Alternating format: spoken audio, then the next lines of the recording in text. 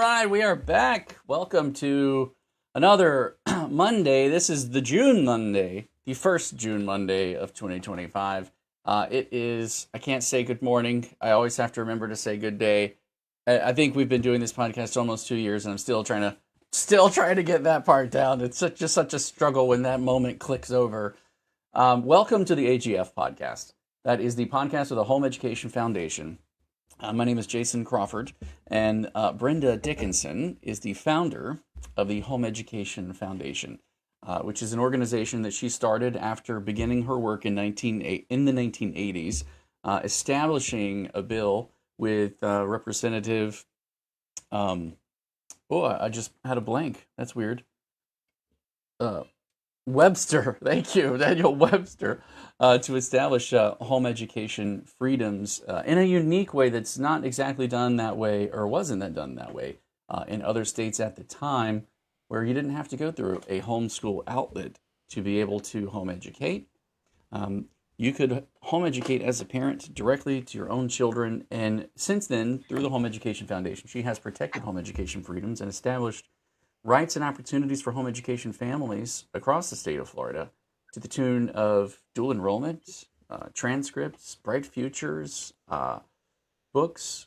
The kind of one of the people who helped with Andy Gardner with the Gardner Scholarship as it emerged, to really give a nice helping hand to some of the families who are struggling because their children had special needs and they wanted to be able to give them the best care they could offer, but they needed a little help. And so there are so many benefits that she has brought through her work, and we continue that work today. And you can sponsor that work like our top sponsors do. We have thank you to give out to Arete, FPEA, Fisher Precious Metals, and TBHC Group. Thank you so much for the support that you give to us. And today we have a bit of a special panel. We have my wife, who's not sick yet, so she's with us. If she dips, she goes, and that's all right. We have Bill Maddox from the James Madison Institute with us. Hi, Bill. Hi there. Great to be with you. Thank you. And then we have Brenda Dickinson. Hopefully, as always, at least for as long as we have her. We did have an awesome moment at the FPEA convention where we recognized her 40 years of work and passed the torch. And the Thor's hammer, which is awesome. I have that, by the way. It is here. I'm not worthy, so I'm not holding it, but it is here. And what a great You are worthy. Well, listen, I love you, and I would love to continue to just kind of reminisce, but I've been heated over the last week with articles here and there and popping out and conversations emerging, and man, the machine is churning out the propaganda, and I think it's something we have to deal with. But first, the memos were dropped for legislative session, so we now know what's going to happen in the next 2 weeks. They are preparing for sine die on June 16th, which means that from now until then, we will have a lot of work to do, a lot of meetings to make and to follow and to be in on. So they apparently have reached, according to both the memos from the House and from the Senate, they have reached an agreement that includes a $2.25 billion in recurring revenue reductions. This will include elimination of the business rent tax, which is $900 million, permanent sales tax exemptions targeted towards Florida families to the tune of $350 million, and debt reduction to the tune of $250 million. In the House memorandum, it says we will also be taking up a joint resolution to amend the Florida Constitution to raise the cap of the Budget Stabilization Fund from 10% to 25%. The Budget Conference Committee meetings will begin Tuesday, June 3rd. That's tomorrow, 9 a.m. bright and early, and they will extend through 2 p.m. June 5th, which is Thursday. So from Tuesday to Thursday, it is going to be intense. They're going to hopefully address some unresolved matters, or rather, the unresolved matters will be bumped to the House Budget Chair and the Senate Appropriations Chair after that. So and then of course they're hoping that a conforming and implementing bill will be there to be voted on by everyone on June 16th, and then they will adjourn with sine die. So this is it. We're finally here. Somehow we have managed to have the most historically wild and different session in Brenda's 40-year history. So that says something. But I've actually seen them stop the clock at midnight, go all the way until 6 o'clock in the morning. Oh. And the poor things, the older representatives sound asleep in their chairs. And then they restart the clock so that they can finish on time. Yeah. So yeah, we've had some unusual sessions, but this is the first one that I can remember that they've ever extended regular session and didn't come back in a special session, but they have to finish the budget in the regular session and they couldn't come to an agreement. So very unusual timeline for their session.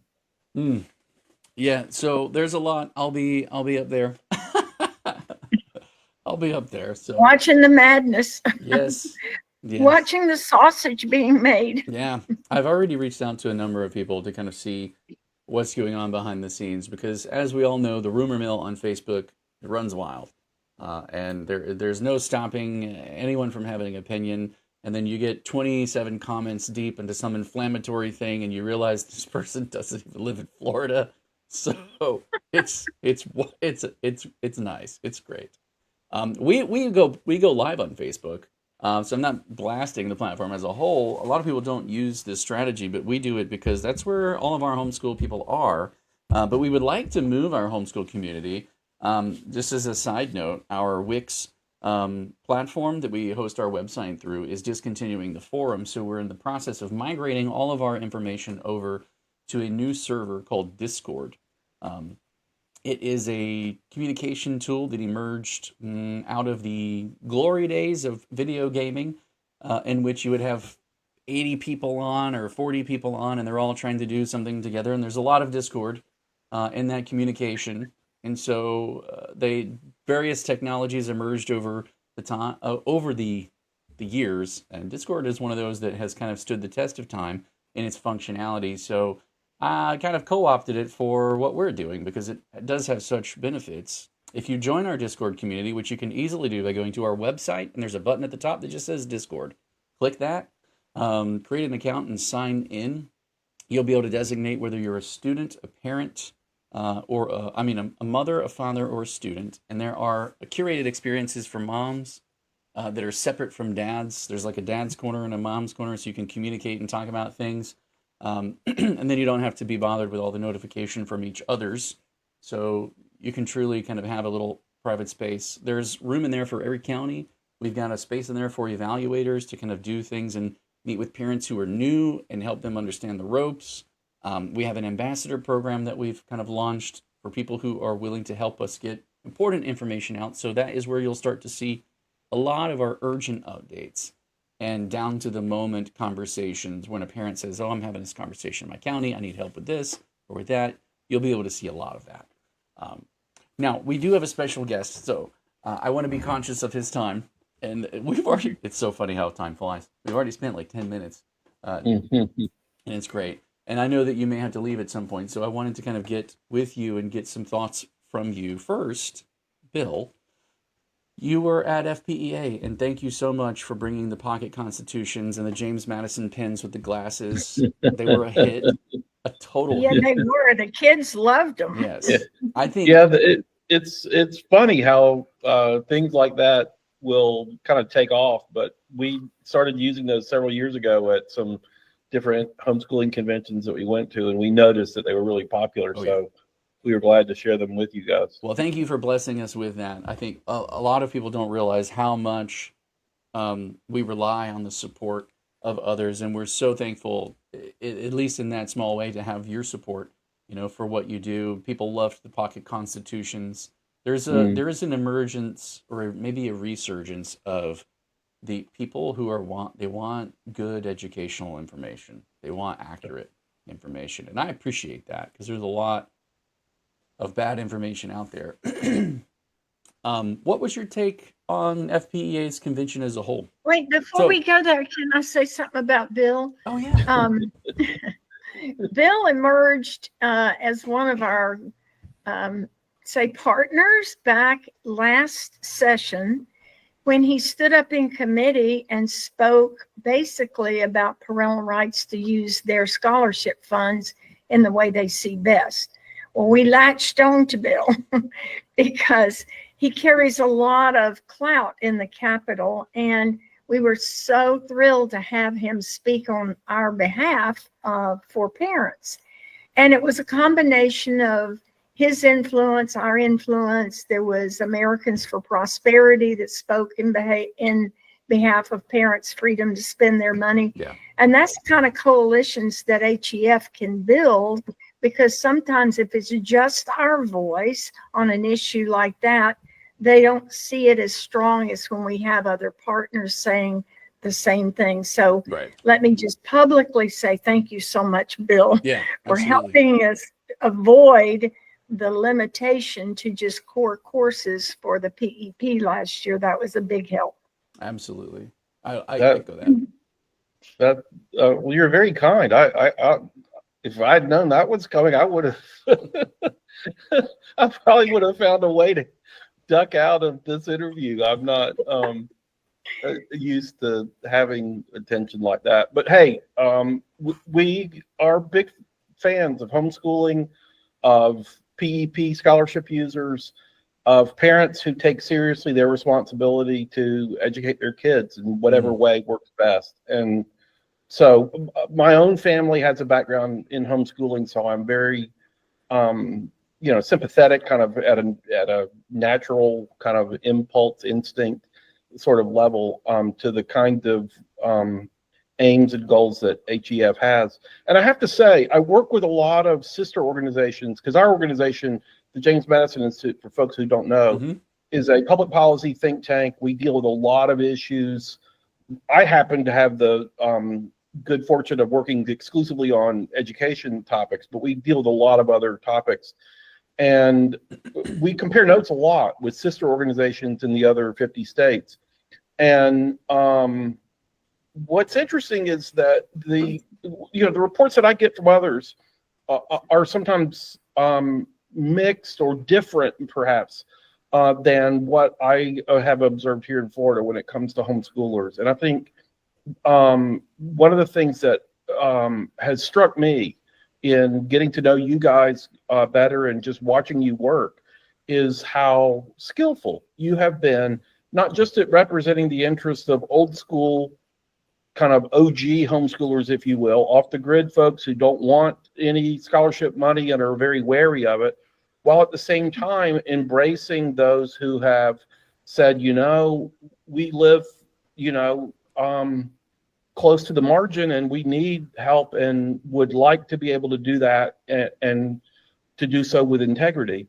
And you guys have, I think, kind of threaded the needle beautifully in representing both of those constituencies and being faithful to each, and in helping kind of build a common culture between them and among them. And to me, that's a model for other states. And when I have opportunity in talking with some of our sister organizations, I always say, you need to find the HEF types in your state that can faithfully represent this broad community of parent educators. So hats off to you guys. And I mean, this is part of the reason why I always enjoy going to FPEA.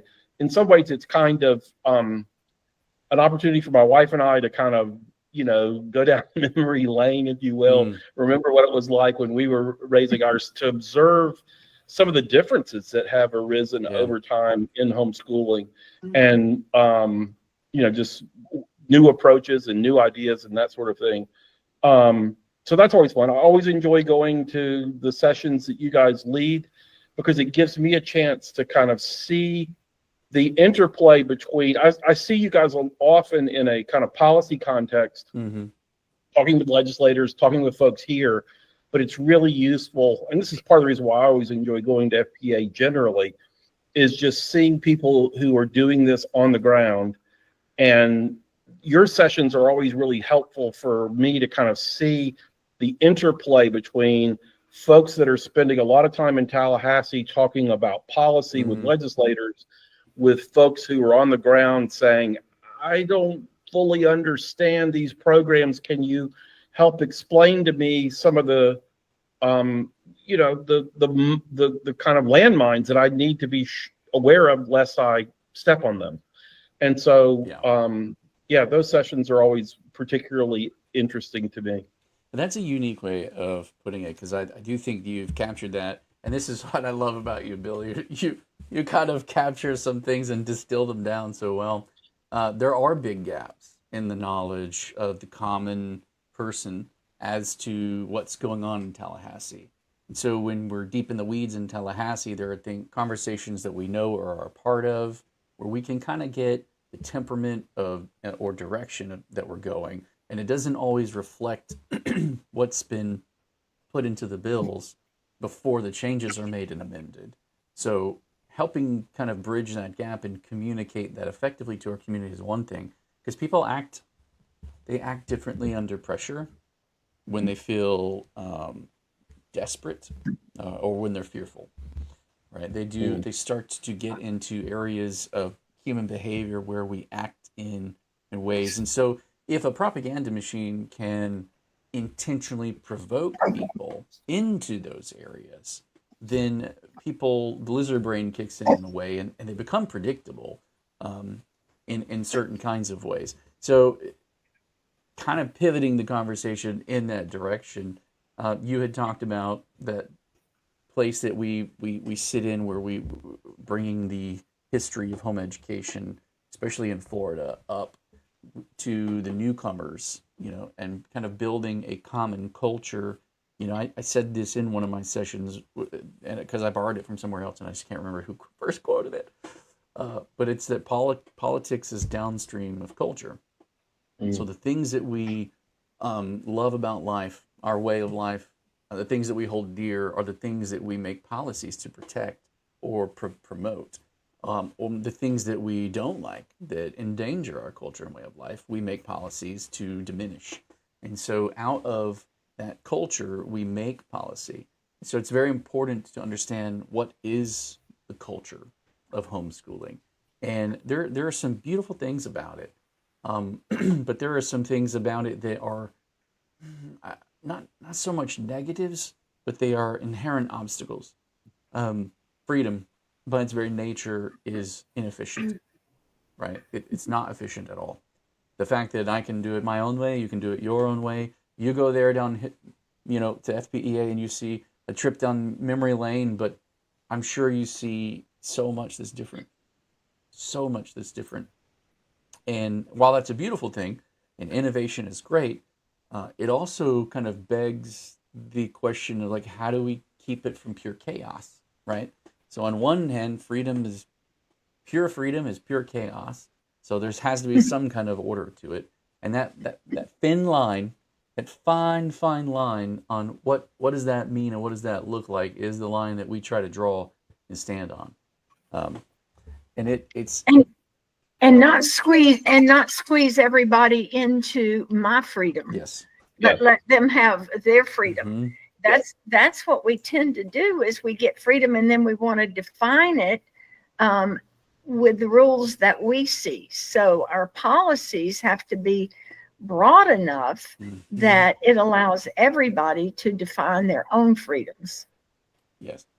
And this is one of the things that I always enjoy most about FPEA is that it's true that if you go, you'll see a lot of families and a lot of kids that kind of fit the stereotype of what people expect a homeschooler to look like or whatnot. Yeah. But there are often families that don't fit the mold at all, and are present and doing freedom their way.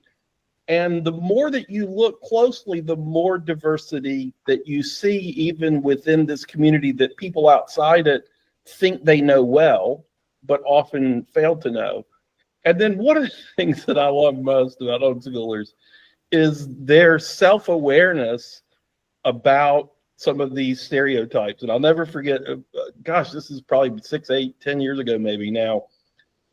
We went to FPEA and they were doing these historic scavenger hunts. It was one of the kind of family activities on one of the nights. Mm-hmm. And they would have throughout the Gaylord Palms areas where you could walk around and whatnot. They would position historical figures and literary characters dressed up. Yeah. Okay. And so they were looking for a James and Dolly Madison. And I managed to convince my daughter, who was a theater major, to dress up as Dolly Madison.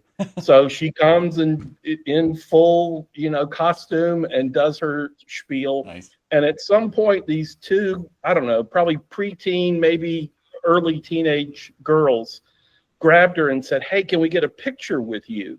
And so she said, "Sure." And so she stops to pose for the photo with the two girls. And right before the camera was snapped, one of the girls says to the other, "Awkward homeschool pose," and they each do something kind of geeky. Nice. Nice. And have the camera, snap the picture. And my daughter, who had loved her days homeschooling, just thought it was the funniest thing. Yeah. Yeah. But it was kind of it was a kind of window into the fact that a lot of homeschooling families don't take themselves too seriously. Yeah. They embrace at times some of the scorn or ridicule that is directed their way, oftentimes without ill intent, and decide, hey, we are who we are, we like who we are, and we're not going to try to fit someone else's mold of what we think we should be or how we should educate. And there is something really beautiful about that. There is. And it's really refreshing in a day when there is so much pressure in the culture to, follow certain guidelines or rules or what other people think you ought to do. Yeah, you're absolutely right. You reminded me of the Tallahassee graduation that we just had, where they all stand and they're as they leave, they start to play, instead of the traditional graduation music, they start to play the Star Wars theme song from Return of the Jedi. And I was like, that's great. That is so homeschooler. Like, from the 80s to now. Also, they're all marching out in different colored caps and gowns, which I love because it shows the individuality of the different programs. I mean, some like classical conversation, and that's what I was saying earlier. The people that embrace classical conversations think that everybody should fall into that mold. But the truth of it is, our laws in Florida allow everybody to be an individual. And that's what I really love about it. We don't have to meet the benchmarks of the public school or follow the grade levels of the public school. We can do dual enrollment if the colleges will let us in, if they're in 10th grade, not 11th grade. I mean, it's just, you make your own program, you do your own thing. And that graduation to me just illustrated, I love all those kids walking out in different uniforms. One of the other things too, I'll say, it related to classical, that like, as I mentioned, when we go back, we often kind of look for signs of trends or things that are different and whatnot. And I would say that when we first began homeschooling back in I guess it would have been early 90s, unit studies was a really big idea and something that we embraced because we very much like project-based learning and kind of seeing the connections across disciplines in various things. And though it still remains strong, I'm not sure that unit studies has the same level of interest or dominance that it perhaps once did. And the thing that has clearly become apparent in recent years as we've gone back is just kind of the rise in classical education and in various classical programs. And I guess what it means is that part of the beauty of going to FPEA and to being around the homeschooling community is that because everyone has the freedom to do as they wish, the best ideas do tend to kind of rise to the top. It doesn't mean everybody adopts them. It doesn't mean they're right for everyone. But if you've got a good program, if you've got a good idea, and you can, shape it in a way that works for you and your family and perhaps for others, that's often going to be demonstrated in a place like homeschooling in a way that might not happen elsewhere, because you don't have the true kind of market test that homeschooling provides. And so that's one of the other things that I really like about it, is that it, to me, it's very, very innovative. And this is one of the things that I remember, gosh, this was maybe 8 years or so ago. I was writing a paper that was kind of just as scholarship programs were getting started, ESAs were getting started, and people were beginning to think beyond just traditional private schooling or public schooling. And I was like, this may come as a surprise to a lot of people outside the world of homeschooling, but if you're looking for creativity and innovation, you'll be hard pressed to find a group of people that are more open to new and creative ideas, and more willing to try kind of innovative strategies than this community, because that's, a lot of what has happened over the course of time has been in some ways by trial and error, as people have learned what works best for them and for their household, for their particular kid. And so anyway, I just find that it's a really rich environment for all sorts of creative thinking. And so that's part of the reason why I enjoy going to FPEA. That's awesome. Well, I want to say something in relation to that, is that I think one of the reasons that that's possible is because parents can see immediately whether something works for their child or their family, and ditch it in the year. They don't have to do the book to the end of the year or stick with that curriculum. If it doesn't work, find something else.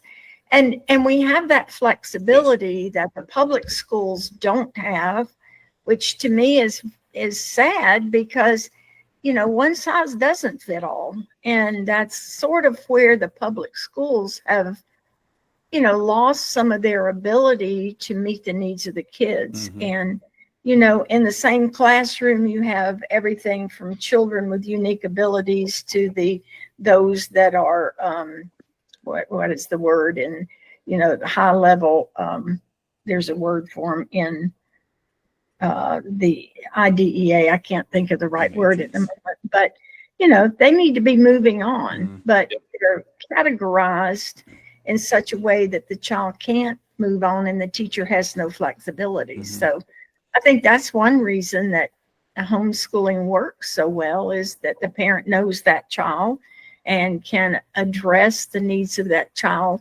in real time. Yeah. I want to throw a curveball into the conversation, because I agree with you, Brenda. But I think that kind of taking this point in the conversation and connecting it back to culture and politics running downstream of culture, I think maybe homeschooling does fall prey to the same situation in ways, especially if, like now, we have a massive influx of people who are drawn to the option through the confidence of an infusion of funds that makes them go, oh, wow, I could try that. I could try that. So as a whole, the community and culture blows up, but it pulls in people from public school, private school, etc. And they're dipping the toe in that freedom, and they can choose. They're the flexibility to choose different paths, but sometimes I've almost kind of call it the abdication mindset. Like, there's this phenomena that occurs where you're shopping and you're looking for something, and you look for things that are similar. We have public school, that makes me feel comfortable. We have private school, that makes me feel I trust these people. Maybe I don't trust those, and now I trust these because I have a bit more of a hands-on approach, and they have more flexibility control of their curriculum by law. Well, that's great. And then we move into homeschooling, and it's like, wow, now you're free to choose any, but the mindset of choosing another system that I think is just a better system is one. And that's why that would be my one criticism of the classical education trend, is that it is saying, hey, maybe the information they're being taught isn't the best information. Here's different information. But the reality is the world's full of information. teach the kids how to think and ask the right questions, and education will happen inherently, like a wave that you can ride. Reading and thinking are critical to opening the door of education on through. And if we're not careful, we risk kind of keeping the same inflexibility as a chosen choice versus embracing the true freedom. And that goes back to what I was saying about freedom is by itself inefficient. It's chaotic and it begs to be reined in at times. And, it's like, oh, rein it in with classical education. Here's an approach. That's cool. Rein it in with our curriculum. Here's an approach. Or rein it in with maybe 10 curriculums you could choose from, because a lot of this is crazy and the ESA is difficult to handle and reimbursements are slow. Real world problems creep in. And now we've got this issue where maybe we're staring down the barrel at a reduction of choices and a reduction of freedoms in a negative way, under the guise of what's efficient. And of course, the articles that are just being pumped out by it's a propaganda machine. I contemplated showing the articles today on the live stream, but I think I might not. But we have everything from homeschooling is white supremacy to homeschooling is racism, which was an article last year, 2024. Yeah, 2 articles last year that went out.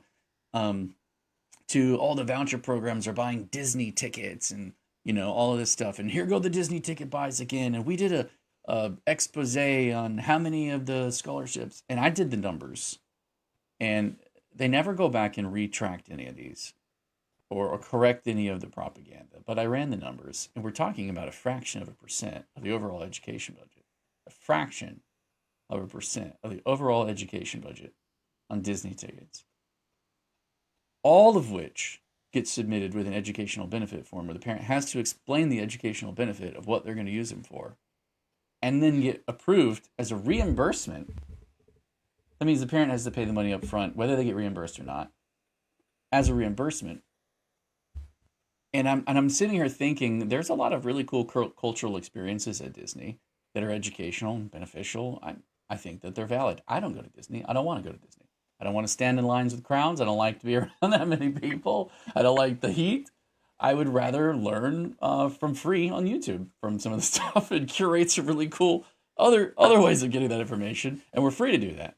But to the people who do, there's an educational benefit. And the thing no one talks about is the fact that the public school system has been a valid use of the scholarship funds from day one of the scholarship program. And these school districts have dragged their feet and fought at every turn to get themselves established as approved vendors. And the teachers' unions pump out information about how they're stealing funds from the public education system when they have been a valid participant from day one. The question parents ask themselves is, if both of the things have educational benefit, and I can get cultural educational benefit with a smile from a Disney employee or a teacher who begrudgingly goes to work to catch a paycheck, who's not going to pick Disney at that point? We've got to think deeply, critically, and teach our kids to think deeply and critically. But I think the challenge that's facing homeschoolers as a whole is the blowing up of school choice and the increase of the freedom of that choice and the number of people jumping into it. You've pointed out valid things that are great about homeschool culture: the flexibility, the freedom, the individuality, the differences. And we risk losing those, not necessarily from some rule that tells us we can't choose them yet, but from our own thoughts, our own choices as families, that we resort to, man, all of this stuff is hard, it's difficult, freedom, managing that and this and this. Let me just simplify life and do this. And that reduction of freedom in our own way creates a data point. And then as they pull the data and go, hey, people are spending it in this way and doing it in that way, why don't we do this? That creates the policies. And there's what we're up against. That is all of us. I think you're right. I think we have to be careful about not eventually limiting our own choices. Mm-hmm. And I think that what we're seeing with these new scholarships are parents that are testing the water, but there's a historical trend of the way parents home educate their children. They first bring public school home because that's what they know. The second year, they realize, I don't have to do every problem in this book or every exercise because my child already knows the material. So we jump to the chapter quizzes and forget all the stuff in between. Then the third year, the parents are actually home educating their children. They're fitting whatever curriculum it is to their needs. So I think we're in the phase of between bringing school home with a lot of the set curriculums that are out there and parents finding their confidence that they can educate their child. So we're somewhere in that year. And I think if they stick with home education, and those that are not comfortable with all the freedom that they have may jump back into one of the more regimented ways of teaching a child. And that's okay. I mean, it's okay if they put them in public school. It's okay if they put them back in private school.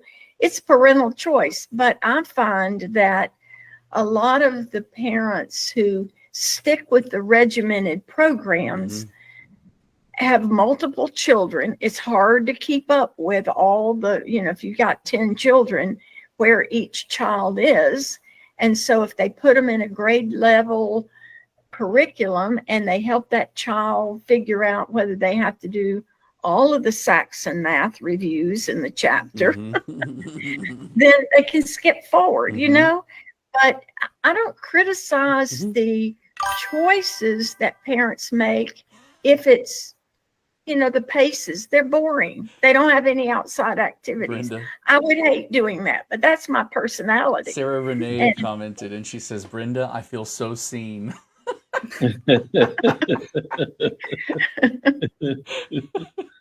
So yes, I agree with you about culture. And I think that we have to be careful not to do it to ourselves, because that's why I brought up classical conversations. Not that I couldn't use it, but there are people that love it and their kids are thriving. Yeah. But that's not the only way to educate your child at home. And that's what I want to avoid.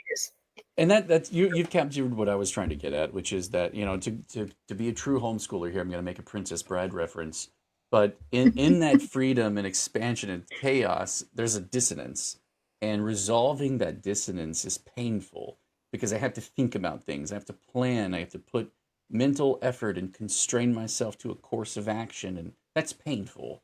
And the Princess Bride quote is, life is pain. Anyone who says otherwise is selling something. And we have to remember that. Public schools are selling something. The teachers' unions, the teachers want to get paid. Everybody's there to carve out their own existence in life. And when you pull away from that, they feel like you're stealing from them. And then, of course, you have something that you want for yourself. Private schools do. And so do the curriculum salespeople who are there at FPEA and all the vendors. Everyone's selling something to reduce the pain of that dissonance you're trying to resolve, as you have every option available to you by nature's law. And then you whittle it down to these. And I think that's something we just have to embrace. And homeschool culture historically has embraced that, not sought escape from it. And we have to lean into that painful part of freedom and just love it. I just wanted Go ahead. Okay. I just wanted to add that I think FPEA is a really great visual way of seeing the vast amount of options and choices that there really are. It's overwhelming for new homeschoolers to walk into that vendor hall. I've seen the bewildered looks on people's faces as they come in. But really, truly, every option you could imagine almost is represented there, from the classical approaches to online programs and everything in between. And so that's one of the reasons I love it, is because you can walk in there and reevaluate year after year. Like, okay, something I was doing this past year just really wasn't working the way I wanted it to. Let me look for new options. And there are so many options. And that's just, they exist everywhere, but walking into a vendor hall full of them is a really good way of seeing that just represented visually. Bill. I was just going to say that Brenda's comment earlier about the kind of trajectory that many families follow is one we can relate to, because that was very much our history. I came into homeschooling with a kind of very free-spirited mindset, and my wife was much more structured and orderly. And I'll never forget the first homeschooling fair that we went to. This was in Northern Virginia, right outside of DC. At this library, a friend of ours who had kind of introduced us to this world said, "Hey," when she met us at the door, and she said, "Okay, along this wall, you'll find all of the kind of hippie homeschoolers that kind of have this free-spirited approach. And then along this hall or this wall, you'll find all of the folks that are much more structured and orderly." And my wife and I turned to each other, and I said, "I know which way you want to go." And she was like, "I know which way you want to go." So we ended up meeting in the middle in the end. But what ends up happening is exactly what Brenda described, which is that I think a lot of families start with a sense that, oh, I need to kind of recreate school as I remember it or as I know it. And then over time, kind of loosen up. And I remember talking with a legislator up in West Virginia not long after they adopted their ESA program, and he was himself a longtime homeschooler. And we were talking about this very thing, and he said, our hope is that we can just keep the program free of regulations and restraints long enough for people to be able to see that they have the freedom to do all sorts of things that they might never envision or even feel comfortable with at the outset. But over time, there will be a kind of tendency for families, as they grow in confidence, to say, oh, I can deviate from whatever pattern I was initially given or I initially created, and kind of go in my own direction. And I remember this was illustrated as well in we did a video a few years back about this family in Orlando. You can find this on our website at jamesmadison.org.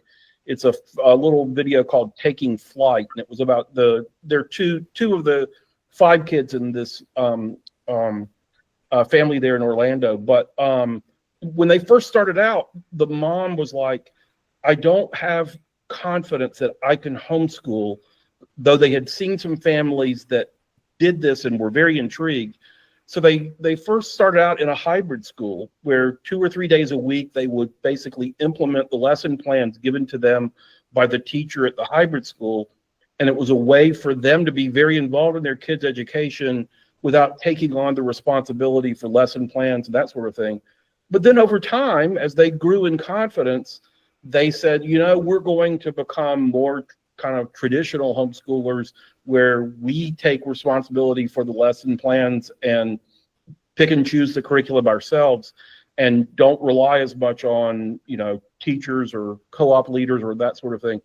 And so, that is I think a common pattern. It's one that we ought to recognize and embrace, but we also ought to recognize that, there comes a point too when as their kids got into high school and needed physics or classes that they didn't feel prepared to teach, they then reconnected with a school down in Orlando, Circle Christian, that was started by a group of homeschoolers that just had a la carte classes. And they then kind of gave their kids an opportunity to return to a more traditional school environment for a couple of classes, a couple of days a week. And so it's interesting how at different points along the child's learning, the needs may differ, and having the freedom to adapt for each child each year is so critical. And that's why for us, working with folks like you guys, or following in your footsteps in many ways, what we really want to do is just try to keep as the programs as free as possible, have them free of regulation and restrictions. And when, yes, it means that we end up having to defend families that want to use their scholarship monies for things like Disney tickets. But not only do I find those to be legitimate uses of funds for educational purposes, there's a part of me that's like, look, the schools that you are talking, all the other schools have teachers that are compensated. Mm-hmm. And a lot of the per pupil funds that are directed for that child's education go to the teacher's compensation. In these PEP households, there is no teacher compensation. So what do you expect these families to spend their money on? If, by the way, you want to give them less money than you give everybody else, which is what some states like Texas have recently done, Mm-hmm. guess what? You're going to end up hurting the very kids in those other classrooms. And you know why? Because in a market economy, the more competition that exists, the greater the downward pressure on price. And if these traditional schools aren't competing against very robust PEP type programs where parents can spend money on a lot of different things and have the same amount of money to use, guess what? They'll just compete against each other and jack up their prices willy-nilly rather than having this market restraint that comes from greater competition. So anyway, I'm not moved by these arguments about, Disney tickets or other things. I've yet to find a legitimate use of ESA money or PEP money that I can't stand up and fight for. Well, I love that you're not moved, and nor am I.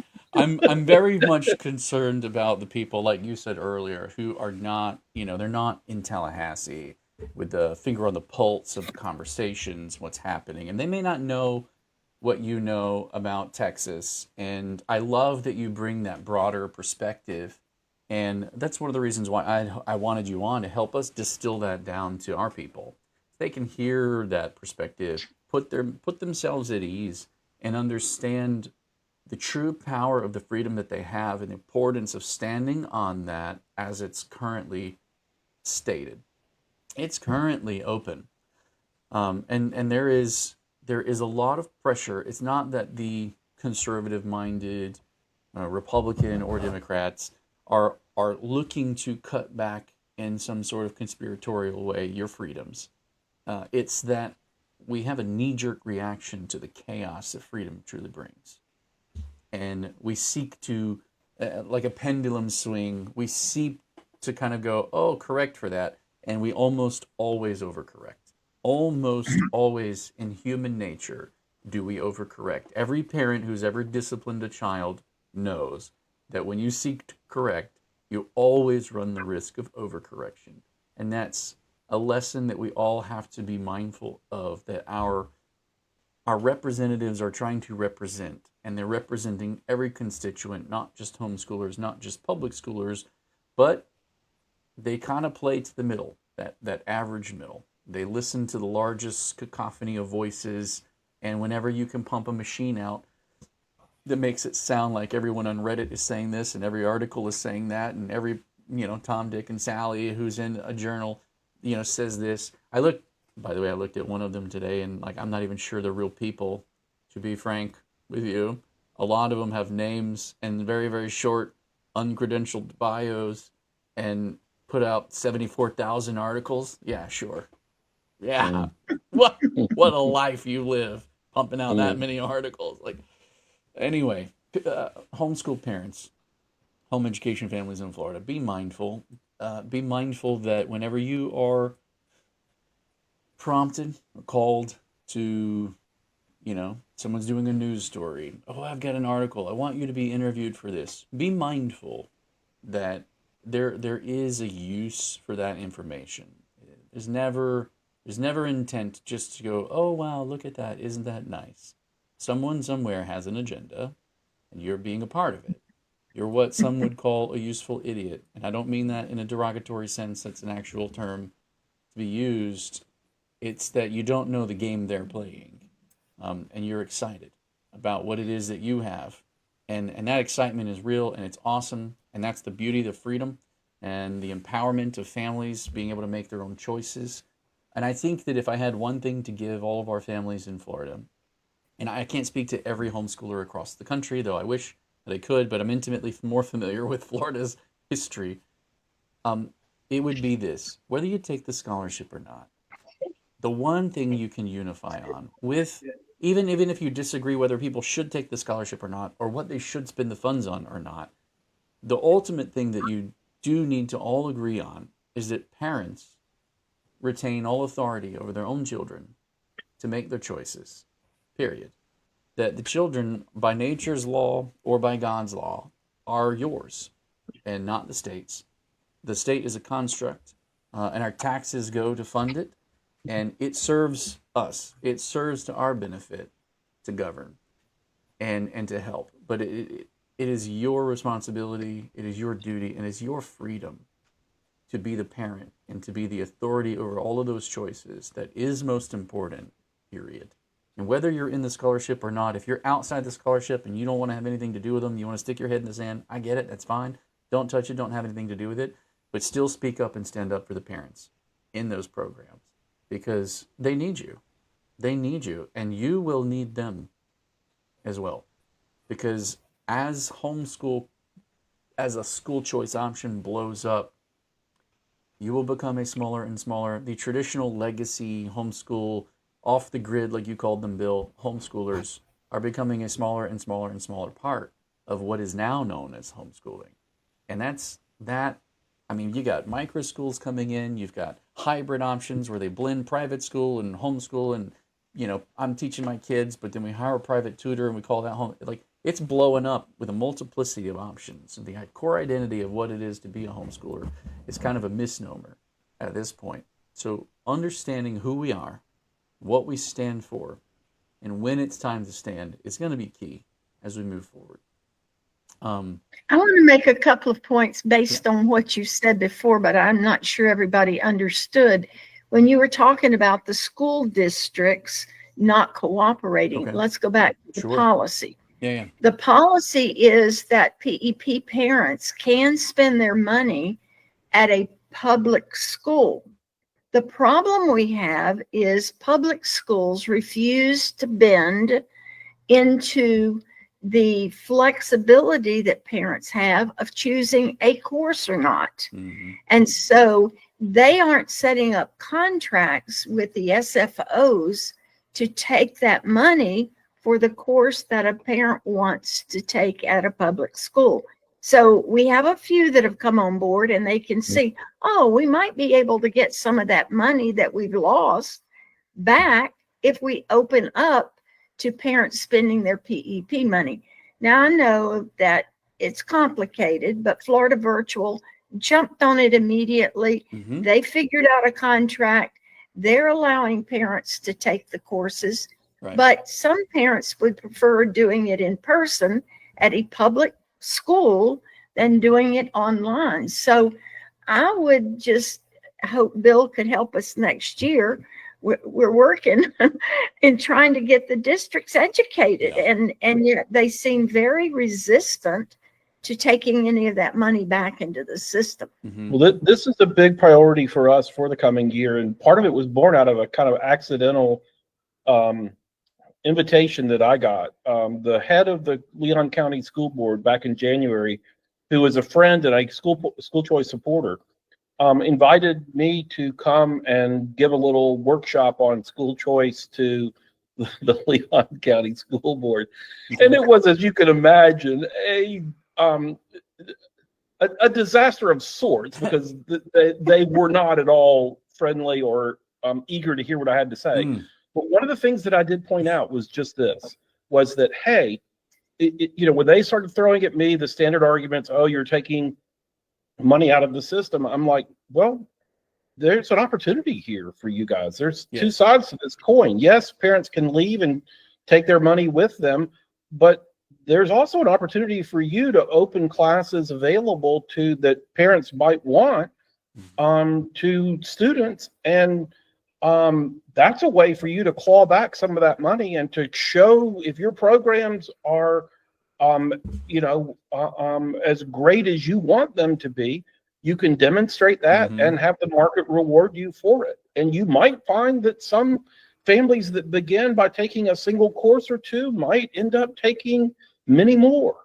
And so, join the rest of us who are out here enjoying education freedom rather than, building walls and lobbing grenades over the wall at us. Hey, was that And was that recorded? and what was interesting is that when I mentioned that several school districts in our state had already done this, the tenor of the conversation quickly shifted. Yep. And all of the hostility that I had been taking to that point, they were like, wait a minute, what could you give us the names of those? And they wanted to go and kind of look into this and investigate. And there was a news story the next day in the Tallahassee Democrat where they were saying, yeah, that was the one thing that came out of the discussion that, offered some constructive help or something like that. Well, okay. And so I think there's a real opportunity Yeah. here, and we really want to lean into this. Yeah. And I know Miami-Dade has recently come on, Yep. which is huge given their size and given their influence Yep. as a kind of leader among school districts in the state. Mhm. But we really want to lean into this and to encourage more and more school districts to take action in this way. Yeah, I think so. Well, first, was that recorded? Because I so want to go and listen to what you had to say in the. I think it's probably available somewhere. If you find a link to it, let me know. I'm going to put the link to the other video that you said, by the way, in our Discord channel so that everybody who is on here can see it. If you want to go to our Discord, you can find a link to that video there. So it's an interesting video. And then Crystal put the link to our Discord in chat, so that's good. But then I also, it's so funny to me, the way that these conversations are had on paper, or I say on paper, but really like in print and articles, they're not really conversations. They're more just kind of like billboards. And here's what we have to say. Now go take and chew on it. And I love the fact that we have this emerging kind of debate culture that's popped up on YouTube and TikTok and a bunch of other places because it gives people a chance to kind of slow the conversations down and push back a little bit. And, if the claim is that you're stealing money from the public school system, that's an interesting claim, but prove it. Whenever they can be a part of the scholarship program and a provider and siphon funds off of it, it's really difficult to prove that you're stealing funds out of the system versus creating another one. So, and I think maybe that just comes down to people not really understanding what is in these. They're just seeing headline articles. We get that far, and that kind of, what's the word, makes up the totality of what we think on the subject was the headline. And that's as far as we got in the article. And I think we've got to do, as a homeschool community, we've got to do our due diligence. We need to know the details. And we have to be able to pause conversations and push back and go, well, that's an interesting claim. Now prove it. Well, here's the best way to educate. Well, that's an interesting claim. Now prove it. Or here's the best way. Like, okay, I think a lot of times you're going to end up with just the conversations falling apart and fizzling out. Like, well, maybe I'm not wrong, but I feel this is important. Like, okay, that's great. You can feel that it's important, but at least policy can now hold true and not have to be changed to take away that freedom based off of your feelings, but because it does exist, that they're not just stealing and siphoning funds off. It's a valid there. I think having those conversations is so much more important as we move forward. And if you're a part of our homeschool community and you want information like that, you want the key points, you want some of that, you want to be armed with the accurate understanding. I pulled it up while you guys were talking. I actually pulled up 1002.395 and showed where the contracted services of the public school districts could be found. And we have a litany of accurate information where parents can see it and feel confident in their choices and understand it. And if you don't feel like you have a very big grasp of these things, join our Discord community. We'll help you facilitate that and get a grasp and an understanding of the fine-tuned parts of these things. And then you don't have to necessarily be the one bearing the weight of all of that. We're in Tallahassee. We're the voice of parents in the Capitol. So we'll argue and debate with the people behind the scenes and have those difficult conversations on your behalf. And if you need them with your district, we're there for you as well. And you can find that help and advocacy there. But just so that you know, I've had so many parents quit after the first one or two lines of pushback in an email from a district home education officer or superintendent, because they don't know how that conversation can go. They don't know where it could go, what their rights really are, and how they're spelled out. And when you do have even a basic understanding of that, man, you're so much more formidable. And when you have 10 people with a basic understanding of that, and you're all on the same email chain and you're all pushing back together, and then attorney chimes in and says, hey, yeah, take them seriously. This is not small potatoes. Man, it carries its own weight. Brenda? I want to make another point about the public schools that I think they're not going to like at first. Mm-hmm. But the fact that their school grades are based on the scores of the kids in the school, I think one of the things the scholarships have done, and we see the demand for it, is those students that are not performing well in the public school and parents are bringing them out on the McKay or the Gardner scholarship, we're reducing those low scores in the school system.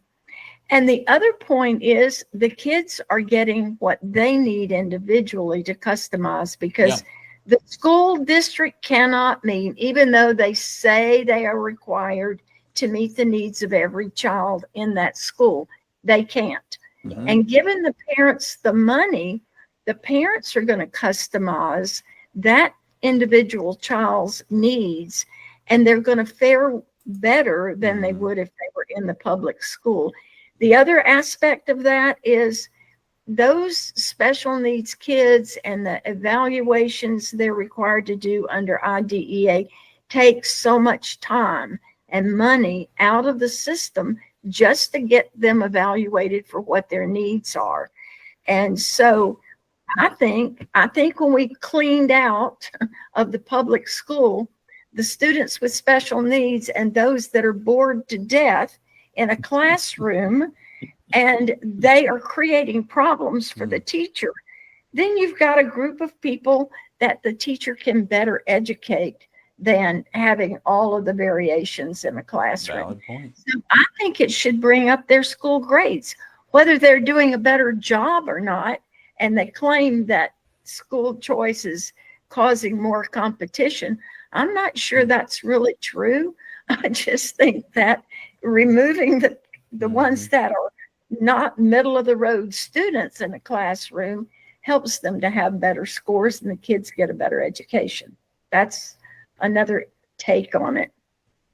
Well, I love that take. I think that's interesting. You giving me something to chew on. I love how these conversations emerge and go. For those listening, we don't always have an exact word-for-word plan of what we talk about. We have the general idea, the concept, and we kind of let things flow naturally. And Bill, thank you for being a part of that flow today. To respect everybody's time. I'll give you each a chance to kind of say something as we close out here. Crystal, do you want to start? I just wanted to reiterate what you said about protecting each other's freedoms. Just because someone else chooses to educate their child differently than you would have doesn't mean that their freedom shouldn't be protected. So I think if we focus on being there for each other, supporting each other whenever the freedoms are attacked, that'll come back around to you eventually, probably, that you'll need someone else's support. We need to be viewing this as a community of parents who are protecting each other's rights. The good that you put into the world comes back. Yeah. You reap what you sow. That's thank you. That's good. Brenda? I think I said all of mine, okay. So let's let Bill talk. Bill? I'll just make one observation that relates to something that I think you, Jason, and Brenda both touched on earlier, and that is there is I think a greater danger of legislators regulating and over-regulating in these areas to the degree that they feel like they and public school officials are responsible for education. And the more that we can give the broad culture, just beyond just the homeschooling world, but the broad culture, the sense that parents are a child's first and most important educators, that parents are the ones who are ultimately responsible, it then takes some of the pressure off of legislators, because oftentimes I look at, like, for example, what's happened with school safety in response to some horrific incidents that have taken place in public schools. And we now have a kind of tendency for public school officials to build fortresses that, have bulletproof glass and all, screens that you have to go through to get in and out of buildings and all the rest. And I think that's a kind of natural reaction of people who feel like, gee, if something like this ever happens in a school that we're responsible for, we want to be able to say, we tried to prevent it in these ways. Yeah. Even though those fortresses that they've built may not have been the best use of education spending, the education monies. And that, parents might have chosen themselves to do something differently if parents had been ultimately responsible. And so there's a part of me that just wants parents to be ultimately responsible, for policymakers to feel less responsibility, so that they are then more willing to give greater freedom. Bill, well said. And thank you so much for joining us today. Those who watching don't know, or listening don't know, that I literally was venting and ranting, and I sent Bill a text, and then I was like, hey, we had a guest cancel. Do you want to be on? And he was like, when are you going on? In 10 minutes? He goes, sure, send me the link. So what happened today, and I appreciate you for saying yes, for being Sure. here. Yeah, my pleasure. The conversation that happened today was kismet, right? The perfect combination of circumstances coming together. And so I'm very grateful for you. I'm very grateful for the work that you do at the James Madison Institute and the ways that we get to collaborate together. And I look forward to more that comes from that. Hear, hear. Yeah. Well, that's it for today. I love all of you homeschool families, home education families. And remember, you're parent educators. And I think that's something that Bill was kind of getting at with his comment, is that empowering parents to realize that the system isn't your only option or way. You are a parent educator. You know how to read, teach them to read. You know how to think, teach them to think. And of course, everyone who's ever gotten into an argument thinks that they know how to think, which is every one of us. So we all have made our own debate arguments at some point for the fact that we know how to think. And since that's the case, you can also be a parent educator and join us. I'll let you all have your Monday back. Before we get off, let's go back to our top sponsors one more time and give a special thank you to Arete, FPEA, Fisher Precious Metals, and TBHC Group.